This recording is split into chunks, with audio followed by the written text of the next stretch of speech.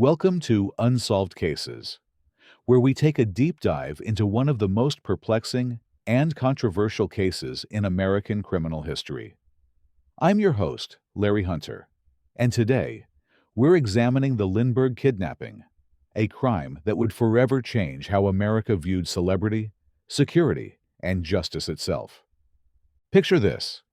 It's March 1932, and Charles Lindbergh is arguably the most famous man in America. 5 years earlier, he'd become an international hero by completing the first solo transatlantic flight. Now he's living what appears to be an idyllic life in rural New Jersey with his wife Anne and their 20-month-old son, Charles Jr., affectionately called Charlie. But on the night of March 1st, 1932, this American dream would transform into a nightmare that would captivate and horrify the nation.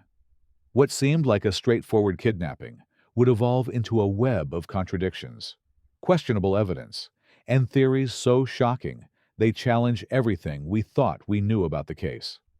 In the heart of New York City's bustling Times Square, electric news tickers would soon dramatically display shocking updates that captured the attention of everyone present. Crowds, undeterred by pouring rain, would gather to absorb more information about this tragic event. In Washington, D.C., urgent summons would interrupt crucial Senate meetings as 15 senators set aside essential matters to seek detailed information regarding the death of a child that left the nation in shock. But here's what makes this case truly extraordinary. Nearly a century later, experts still can't agree on what actually happened that night. Was it a brilliantly planned kidnapping gone wrong? A tragic accident? Or something far more sinister? Perhaps even involving America's greatest hero himself. If you're captivated by true crime and unsolved mysteries like the Lindbergh kidnapping, John Benet Ramsey murder mystery, and the Ripper murders, and more, Scoob is perfect for you. Offering short, binge-worthy episodes, Scoob delivers your daily dose of suspense wherever you are. Welcome to Scoob, an AI-powered podcast platform boasting over 100,000 minutes of gripping content and a vibrant community of 50,000 true crime enthusiasts across the U.S. Whether you're obsessed with cold cases, searching for answers, or hungry for fresh perspectives, Scoob's quick episodes keep you hooked anytime, anywhere. Download Scoob today, available on the App Store and Google Play. Coming back to the Lindbergh kidnapping case, let's start with the fundamental question that stumped investigators from day one. How did the kidnappers know to strike on March 1st, 1932? Here's the thing that bothered police immediately. The Lindberghs were creatures of habit. They typically spent their weekdays away from their Hopewell, New Jersey estate, only arriving for weekends. Yet somehow, the kidnappers struck on a Tuesday night when the family had made an unexpected exception to their routine. Initially, both police and media viewed this as evidence of a highly sophisticated operation, well-conceived, meticulously planned, and flawlessly executed. The thinking was logical. These criminals had to possess extraordinary intelligence to know the family would be there on that particular night. But wait, here's where the logic breaks down completely. If these kidnappers were so brilliant and had thoroughly mapped out every aspect of their plan, they would have known that the Lindberghs spent their weekdays elsewhere. So why on earth would masterminds with reliable intelligence plan their crime for a Tuesday evening when there was no logical reason to expect the family to be present? Think about it. If you're planning the crime of the century and you know your target's habits, wouldn't you plan for a weekend when they were predictably at home? The fact that they struck on March 1st suggests one of two possibilities. Either they had incredibly specific insider knowledge about this one exception to the family's routine, or they stumbled upon the opportunity entirely by accident. This paradox led police to initially consider the possibility of an inside job. The theory made sense. Someone with intimate knowledge of the family's movements had either orchestrated the crime or provided crucial information to outsiders. But here's where it gets even stranger. Analysts have never satisfactorily addressed why March 1st, 1932 was such a remarkable opportunity. If a group of informed kidnappers was indeed tracking the family and understood their habits, would they really act on spontaneous knowledge when they could have planned a carefully deliberated weekend operation with much higher success prospects? The more you examine this timing, the more it suggests something entirely different. Maybe these weren't criminal masterminds at all. Maybe the child was taken by someone with no real intelligence about the family's routines. An opportunistic individual who stumbled upon the residence by sheer accident and capitalized on a chance event. This hypothesis completely reframes the narrative from a tale of criminal brilliance to one potentially involving coincidental discovery and exploitation. And, as we'll see, this interpretation opens the door to some truly shocking possibilities about what really happened that night. Now, let's reconstruct the events of March 1st, 1932, because the details reveal troubling inconsistencies that investigators struggled to explain. Around 9:05 p.m., according to the official theory, a kidnapper approached the house carrying a ladder. He climbed up to the second-floor nursery window, entered the room, retrieved 20-month-old Charlie, and made his escape, all in complete darkness and without waking anyone in the house. But immediately, investigators faced a perplexing question about the nursery itself. Which window, if any, had been left open? When Colonel Charles Lindbergh inspected the nursery, he noted that the right-hand shutter of the southeast window was open, and the window was raised, allowing cool night air to enter the room. However, when state police arrived, Trooper Louis Bornman questioned Lindbergh about the windows, and Lindbergh admitted uncertainty about their state and decided to call Betty Gow, the nursemaid, for clarification. Betty Gow indicated the same window, claiming she had found it open and subsequently closed it. But this revelation posed an immediate question. How could she be sure of these details? If the kidnapper had indeed closed the window after the abduction, it would explain why the ransom note wasn't blown away by the wind. Yet this raised the puzzling question of why a kidnapper would bother closing a window when exiting, especially while burdened with both a child and navigating a precarious ladder. The possibilities were troubling. Had Betty Gow closed the window to avoid being held responsible for leaving an entry point open? Or had Colonel Lindbergh himself closed the window?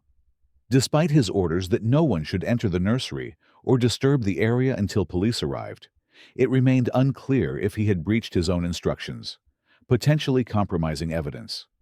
What made this even more suspicious was that no pry marks were observed on the exterior of the window, indicating the kidnapper didn't force it open with a tool. When Anne Lindbergh was asked by a government agent about the window's lock status, she responded that it had not been locked and offered to show the agent the exact condition of the window. However, the specifics of what she conveyed remain undisclosed to this day. Colonel Lindbergh faced an immediate dilemma that night, uncertain of his next moves. In his urgency, he began searching the surroundings, but soon realized the lack of flashlights and dispatched Ollie Whately to procure them. Meanwhile, on his route to the main road, Ollie encountered local law enforcement officials and guided them to the residence. Upon their arrival, Lindbergh cautioned them against touching anything in the nursery, particularly the envelope on the windowsill, the ransom note.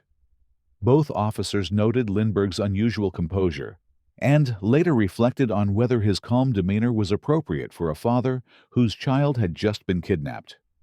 Deputy Williamson observed faint, blurred smudges on the door leading from the window to the crib.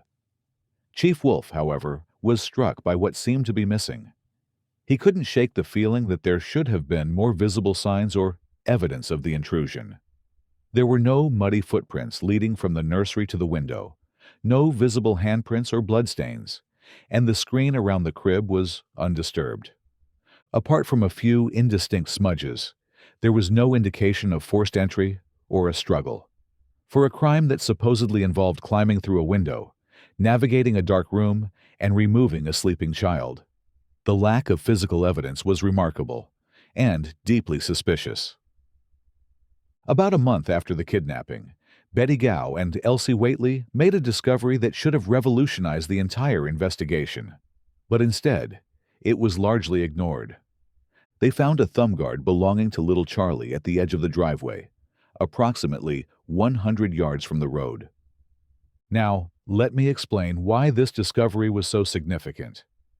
The prosecution's published theory, which had gained widespread acceptance, was that the kidnapper had parked several hundred yards away from the entrance on the roadside. He then navigated through the wooded area to survey the surroundings, crossed the clearing to the house with his ladder, climbed to the window, and after encountering a mishap with the ladder, carried the body back through the woods to his waiting car. This theory made perfect sense logically. No kidnapper would deliberately drive down the Lindbergh driveway to commit what became known as the crime of the century. The narrow, single-lane gravel driveway stretched half a mile from the road to a turnaround near the garages. By parking there, a kidnapper would risk detection if any household member attempted to leave the premises. Moreover, if a late-night guest or returning household member drove in behind them, they might not only witness the crime, but also block the kidnapper's exit. Given these obvious risks, the published maps showing the kidnapper's route through the woods were unquestionable, or so everyone thought. But the thumb guard told a different story entirely. During Bruno Hauptmann's trial, the prosecution barely mentioned this crucial piece of evidence. Betty Gow and Elsie Waitley only referenced it briefly in their testimonies. The prosecution understood that finding the thumb guard didn't directly tie Hauptmann to the kidnapping, and during cross-examination, defense attorney Ed Riley merely suggested that the finding might have been contrived. However, he offered no explanation for why this would have been fabricated. Here's what Riley failed to understand. The thumb guard wasn't evidence of Hauptmann's guilt. It was potentially evidence of his innocence. The thumb guard lying in the driveway indicated that the child had, at some point, been in that driveway that evening. By then, the child was likely already deceased or in a critical state. The thumb guard didn't fall away voluntarily. It most likely became dislodged when the child's body was moved, such as when it was placed in the back of a vehicle. Everyone had been operating under the assumption that a kidnapper wouldn't use the driveway. And they were absolutely right. A kidnapper wouldn't. But Charles Lindbergh himself had no such limitations. Lindbergh had no reason to expect others to arrive after him that evening, and there was no risk for him, even if his activities were discovered. The success of any plan he might have didn't depend on parking out of sight on the roadside and traversing wet woods. Instead, he could discreetly park 100 yards from the road on his own driveway, out of view of the house, to carry out whatever intentions he might have had. If unforeseen circumstances forced Lindbergh to modify any plan and remove the body from the property, he would inevitably have had to place it in his car. It was during this process that the thumb guard most likely fell off, only to be discovered 1 month later. This single piece of evidence completely undermines the official narrative and points towards something far more disturbing: that America's greatest hero might have been involved in his own son's disappearance. On March 1st, 1932, at approximately 6 p.m., just 3 hours before the alleged kidnapping, Sebastian Benjamin Lupica, a senior at Princeton Preparatory School, made an observation that would prove both crucial and troubling to the case. Lupica was positioned near a cluster of mailboxes flanking the driveway to the Lindbergh property, preoccupied with reading a piece of mail bearing his name. As he stood there, an automobile navigated around the corner, halted along the dirt road, and veered to its left, as though waiting for him to pass. Approaching the vehicle, Lupica determined it to be a dark blue or black 1929 Dodge sedan bearing New Jersey license plates. The driver, a solitary occupant, appeared to be between 35 and 40 years old with slender facial features. Most importantly, Lupica observed what appeared to be 2 segments of a handmade ladder in the vehicle. You'd think this eyewitness account would be the prosecution's star evidence, right? After all, here was someone who potentially saw the kidnapper just hours before the crime, complete with the ladder that would be used in the abduction. But here's where the story takes a bizarre turn. Although Lupica had been subpoenaed by the prosecution for Bruno Hauptmann's trial, they ultimately refrained from calling him as a witness. Instead, the defense summoned him. During his testimony, Lupica was clear about one crucial point. He could not identify Hauptmann as the driver and insisted he had never claimed otherwise to anyone. Prosecutor David Wylance conducted a masterful cross-examination, extracting from Lupica the revelation that there was only one man in the car, not a group or gang. This directly contradicted a key defense theory that a gang, rather than Hauptmann individually, had orchestrated the crime. When Wylance pressed him about identification, the exchange was telling. Was the man you saw on the night of March first likened to Mr. Hauptmann? Lupica responded carefully. Mr. Hauptmann bore a resemblance to him. Wylance produced a newspaper clipping purportedly quoting Lupica identifying Hauptmann as the driver, but Lupica refuted having ever made such an identification. When pressed further, Lupica maintained his cautious language. He has a resemblance, yes. But here's what makes this testimony truly puzzling. Hauptmann did own a Dodge, albeit a green 1930 model, rather than the dark blue or black 1929 model Lupica described. This raised the possibility that Lupica erred in recalling the precise year or color of the vehicle. Moreover, Lupica's testimony about a single individual countered a key defense theory about multiple perpetrators. Given this, why didn't Wylance call Lupica as a prosecution witness? The situation was even more perplexing considering that Lupica attended court sessions daily and could have been readily summoned. Despite Wylance's thorough presentation and his use of numerous minor witnesses to clarify obscure points, the decision not to call perhaps the only person to have laid eyes on someone near the Lindbergh estate on the day of the crime remains unexplained. Here's the most intriguing possibility. Given the context, Lupica would have almost certainly recognized Charles Lindbergh, one of the most recognizable individuals in the nation, if he had been behind the wheel. The mystery of whether such recognition took place and what implications it might have carried remains one of the most tantalizing unanswered questions in the case. Was Wylance afraid of what Lupica might reveal if pushed too hard on the witness stand? Did the prosecutor know something about the identity of the driver that made calling Lupica too risky? The fact that this crucial witness was essentially sidelined suggests that his testimony might have been more dangerous to the prosecution's case than helpful. Curious about what makes a cold case too complex? Join Scoob as we dissect the physical evidence in cold cases like the Lindbergh kidnapping, the John Bennett Ramsey murder, the Black Dahlia murder, and more. Dive into the twists and theories of infamous unsolved crimes with Scoob's quick, gripping episodes designed for true crime fans, hungry for the facts behind the headlines. Download Scoob now on the App Store and Google Play. Speaking of twists, let's examine the physical evidence at the Lindbergh crime scene, because it reveals something crucial about how this crime was actually carried out. When Corporal Joseph A. Wolfe of the New Jersey State Police arrived at the crime scene, he found the ladder positioned about 3 feet from the east side of the house, leaning against the wall. The ground beneath showed depressions 1.5 inches deep, evidencing the significant weight that had been applied there. These indentations were left by the 2 shafts of the ladder's bottom section. Critically, the ladder hadn't been placed directly under the window, but instead off to the side. Dr. Mary Ellen O'Toole, a retired FBI criminal profiler known for her expertise in child abduction, emphasizes the intricacy involved in kidnapping for ransom plots.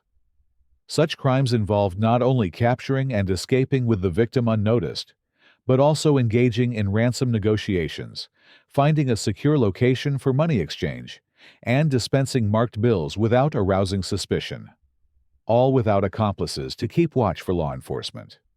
John Douglas, considered among the most respected criminal profilers from his notable 25-year FBI career, examined the Lindbergh case and reached a startling conclusion. It's almost inconceivable for a single person to have pulled off this crime alone. Consider the logistics. The perpetrator would have needed to open the window, navigate into the nursery without disrupting any surrounding items, retrieve a 30-pound child, maneuver back through a 30-inch opening while carrying the infant, and then land on a specific rung of the ladder, all in complete darkness. Douglas theorizes that such an operation would typically involve a handoff, providing a more efficient way to move the child from the nursery down to the ladder. The crime seemed to require coordination between at least 3 people, one to stabilize the ladder, another to climb it and facilitate the retrieval, and a third to enter the house stealthily, extract the child, and make the transfer out the window. Betty Gow, the nursemaid who knew the nursery intimately, reflected on the situation and remarked that it was beyond implausible for one individual to have taken the child through the window and down the ladder without external assistance. Just hours before the incident, Anne had thrown a pebble to catch Betty's attention, having her open the window and hold up the baby for a wave.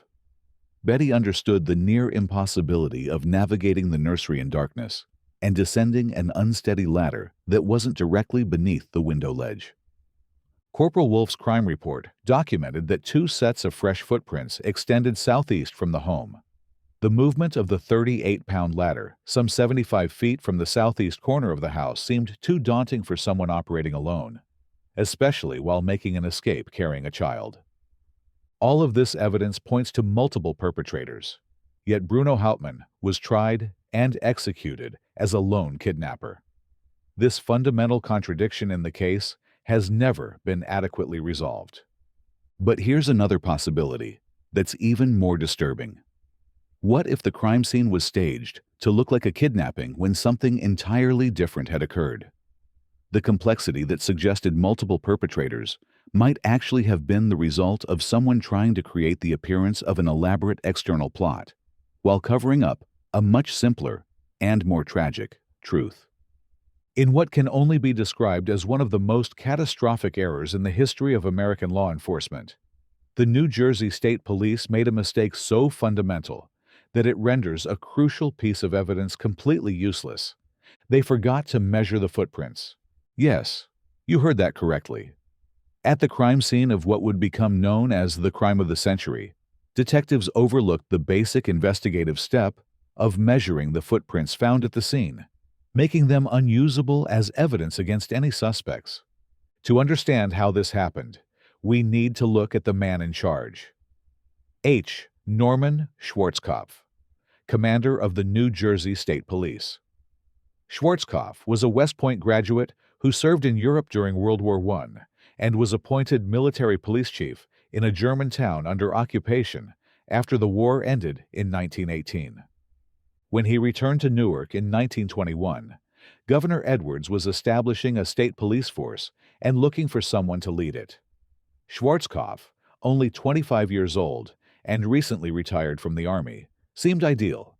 He was apolitical, aloof from local politics, and had never voted due to military tradition. Unfamiliar with New Jersey politics, he embodied what the governor sought, a reliable soldier. But here's the problem. Schwarzkopf adopted a military-centered approach to training, relying on the Army's non-commissioned officers manual. He disregarded the fact that policing requires a completely different skill set than soldiering. Soldiers are trained to follow commands and engage less in negotiation or persuasion, while police work necessitates human interaction and investigative skills. The training provided to the inaugural class of state police troopers lacked instruction on essential procedures, such as interviewing subjects or conducting investigations, including those as complex as a kidnapping case. For police officers, regardless of era, it's crucial to recognize nuances between genuine criminal activity and mistakes, distinguishing between seasoned criminals and amateurs. Schwarzkopf, true to his military conditioning, failed to appreciate such nuances, perceiving the world in absolutes, black and white, with no room for interpretation or creative deduction. This rigid mindset stifled the development of critical investigative skills within the New Jersey State Police, culminating in oversights like the neglected footprints at the Lindbergh kidnapping scene. The very first class of state troopers graduated on December 5, 1921, comprising 81 men who paraded from the Jersey Shore to Trenton on their Harley-Davidson motorcycles. The historical irony was stark. This echoed George Washington's surprise victory over Hessian mercenaries in Trenton during the winter of 1776, a testament to his genius in distinguishing between military and civilian strategies. By the time of the Lindbergh kidnapping, the New Jersey State Police had been operating for over a decade with these fundamental gaps in training. When faced with the most important case in their history, they approached it like soldiers rather than detectives. The news of the kidnapping spread rapidly through radio broadcasts, capturing national attention. By the following morning, newspapers across the United States featured the story prominently. The public avidly followed events, treating the case as what filmmaker Billy Wilder would later label the Big Carnival, a media spectacle. Faced with this unprecedented attention and pressure, the inadequately trained state police made error after error. The failure to measure footprints was just one symptom of a much larger problem. Law enforcement officials, who were completely unprepared for the complexities of a major criminal investigation. This incompetence would have far-reaching consequences, as crucial evidence was lost forever, and the investigation proceeded based on incomplete and compromised information from the very beginning. Now we come to the most shocking theory of all, one that suggests America's greatest hero orchestrated the very crime that would define his legacy. The evidence supporting this theory is circumstantial but compelling, starting with some curious connections to an earlier incident. In 1929, there had been an extortion attempt targeting Constance Morrow, Anne Lindbergh's sister. Both this incident and the Lindbergh kidnapping involved the exact same ransom amount, $50,000. In both cases, the ransom was supposed to be placed in a box. Interestingly, it was the Morrow family, not the Lindberghs, who were responsible for providing the funds in both instances. The relationship between Charles Lindbergh and the Morrow family was notably strained. Both parties reportedly harbored mutual dislike.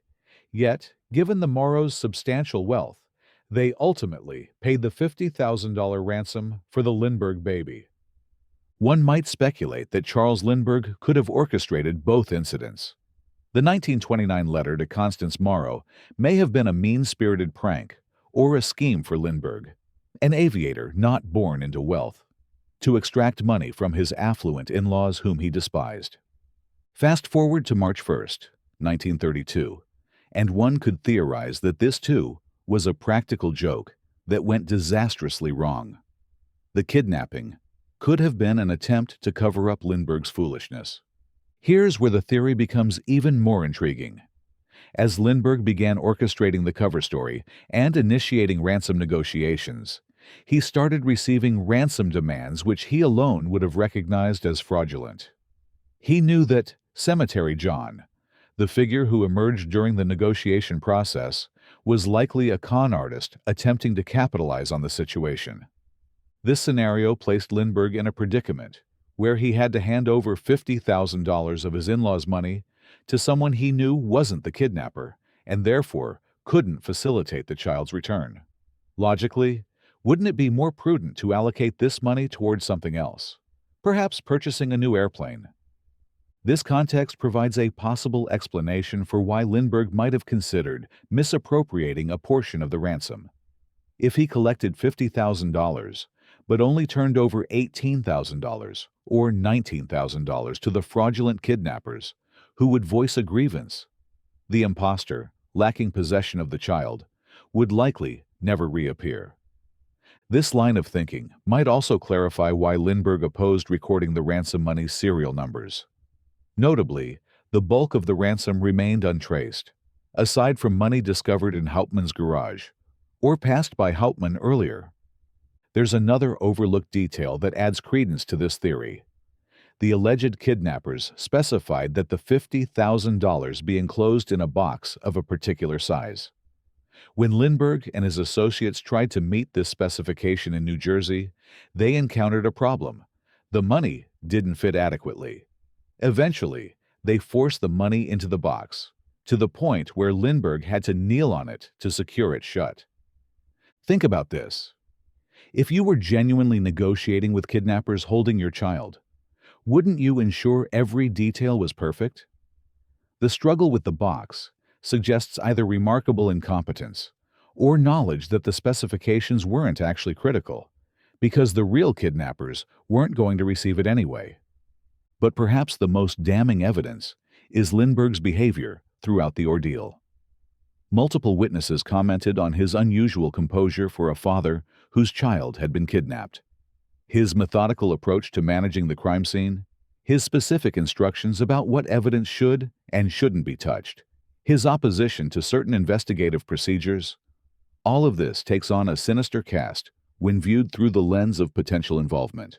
If this theory is correct, then the Lindbergh kidnapping wasn't the crime of the century. It was the cover-up of the century, orchestrated by the very man the public believed to be the victim. 10 weeks after the kidnapping, on May 12, 1932, the decomposed remains of a child were discovered in woods, about 4 miles from the Lindbergh estate. The discovery would finally provide answers to some questions while raising others that remain unresolved to this day. Dr. Philip Van Ingen, a respected pediatrician, had conducted a thorough medical examination of young Charlie just 10 days before the kidnapping as part of treatment for rickets. During that examination, he meticulously recorded various measurements that would later serve a crucial purpose. Following the discovery of the child's body, Dr. Van Ingen was called upon to compare these measurements with those of the remains. He noted with certainty that the dimensions, along with specific features such as the skull, teeth, and toes, coincided exactly with those he had documented for Charlie. New Jersey law mandated an autopsy whenever a death occurred under violent circumstances. Due to physical limitations from arthritis, Dr. Charles H. Mitchell, the physician for Mercer County, was unable to conduct the autopsy hands-on. Instead, he guided the coroner in carrying out the necessary incisions, a method that Dr. Michael M. Bodden, a leading contemporary forensic pathologist, later criticized as improper. The conclusion of Dr. Mitchell's autopsy report attributed the cause of death to a skull fracture inflicted by external violence.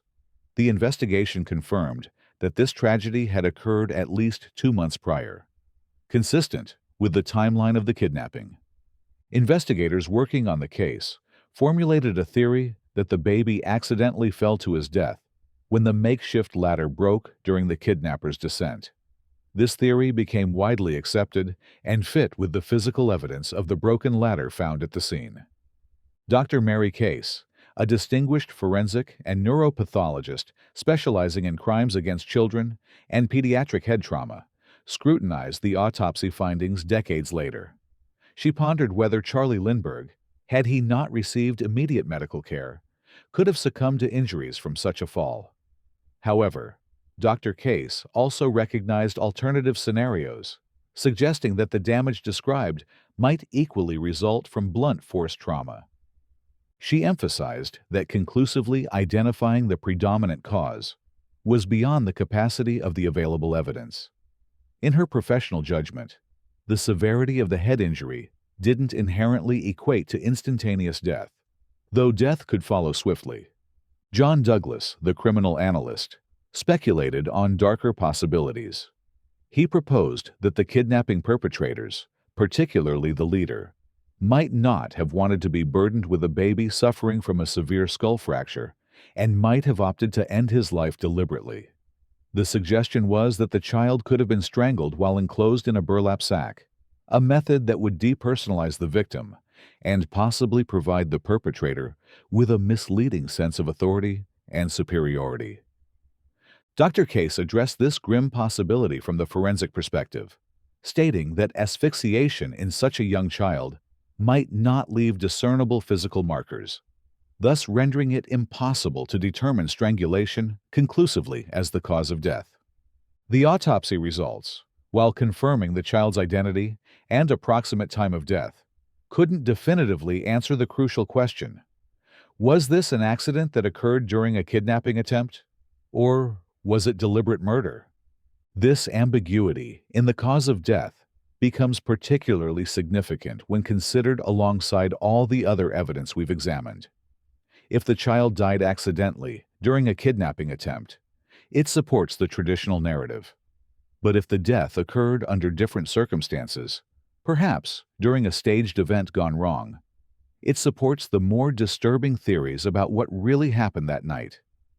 The fact that definitive answers remain elusive nearly a century later speaks to either the limitations of 1930s forensic science or the possibility that the truth was deliberately obscured from the very beginning. 2.5 years after the kidnapping, Bruno Hauptmann was arrested, tried, and executed for the crime. The case against him was built largely on circumstantial evidence: ransom money found in his possession, handwriting analysis, and wood evidence allegedly linking him to the latter. But, as we've seen throughout our examination of this case, the official narrative contains numerous contradictions and unanswered questions that cast serious doubt on Hauptmann's guilt, or at least on his role as the sole perpetrator. The witness Sebastian Lupica couldn't definitively identify Hauptmann as the man he saw near the Lindbergh estate. The prosecution was so uncertain about Lupica's testimony that they refused to call him as a witness, despite his being potentially the only person to see the perpetrator near the scene. The physical evidence suggested multiple perpetrators, yet Hauptmann was tried as acting alone. The complexity of the crime, requiring coordination between several people to stabilize the ladder, navigate the nursery, and transfer the child, seemed beyond the capabilities of a single individual. The thumb guard found in the driveway contradicted the official theory about the kidnapper's route and suggested the child had been in the driveway at some point, a location no external kidnapper would logically use. The timing of the kidnapping on a Tuesday night when the family unexpectedly remained at their estate raised questions about whether this was a carefully planned crime or an opportunistic act, or something else entirely. The incomplete and compromised investigation, marked by fundamental errors like the failure to measure footprints, meant that crucial evidence was lost forever. Most disturbing of all, the various pieces of evidence pointing toward potential involvement by Charles Lindbergh himself were never seriously investigated. The possibility that America's greatest hero had staged his own child's kidnapping was too shocking for authorities to contemplate seriously. Contemporary criminal profilers and forensic experts who have examined the case decades later consistently point to problems with the official narrative. The crime scene, the evidence, and the behavior of key figures all suggest a more complex truth than the simple story of a lone German carpenter kidnapping and accidentally killing America's most famous baby. Ready to get to the bottom of more cold cases that shook a whole nation, Scoob delivers fast-paced, thoroughly researched true crime stories that explore the darkest corners of history and justice. Join thousands of listeners who are committed to keeping these cases alive. No fluff, no distractions, just captivating and mysterious stories. Anytime, anywhere. As we conclude our examination of the Lindbergh kidnapping, we're left with more questions than answers, which may be exactly what someone intended. Was Bruno Hauptmann guilty of kidnapping and murdering the Lindbergh baby? The evidence is far from conclusive, and the investigation was so compromised that we may never know the truth. Was this a carefully planned kidnapping by multiple perpetrators? The complexity of the crime suggests multiple people were involved, yet the prosecution insisted on a lone kidnapper theory. Was Charles Lindbergh involved in staging his own child's kidnapping as a practical joke that went tragically wrong? The circumstantial evidence is disturbing. His unusual composure, his behavior at the crime scene, His opposition to certain investigative procedures, the thumb guard in the driveway, and the witness who may have seen him near the scene but was never properly questioned. Or was this simply a tragic case of an opportunistic crime that authorities bungled so badly that the truth became permanently obscured? Nearly a century later, the Lindbergh kidnapping remains one of America's most controversial criminal cases. It changed how we think about celebrity, security, and the media's role in criminal justice. It led to new laws about kidnapping and established the FBI's role in interstate crimes. But perhaps most importantly, it serves as a reminder that even in cases that seem straightforward, the truth can be far more complex and disturbing than anyone wants to believe. Sometimes the most shocking possibility is that our heroes aren't who we think they are, and the crimes that define our history may not have happened the way we've been told. The Lindbergh kidnapping case teaches us that in seeking justice, we must be willing to follow the evidence wherever it leads, even when it challenges our most cherished beliefs about heroism, justice, and truth itself. The case remains officially closed, but the questions it raises about power, celebrity, and the nature of truth in America continue to resonate today. In an era when we're increasingly skeptical of official narratives, the Lindbergh kidnapping stands as perhaps the ultimate example of how the most important stories are often the ones we're not allowed to question. What really happened on the night of March 1st, 1932? We may never know for certain, but examining the evidence with fresh eyes reveals that the truth, whatever it may be, is far more complex and disturbing than the simple story we've been told. Thank you for joining me on this journey into one of America's darkest and most perplexing mysteries. The Lindbergh kidnapping may have occurred nearly a century ago, but its lessons about truth, justice, and the dangers of unquestioned narratives remain as relevant today as ever.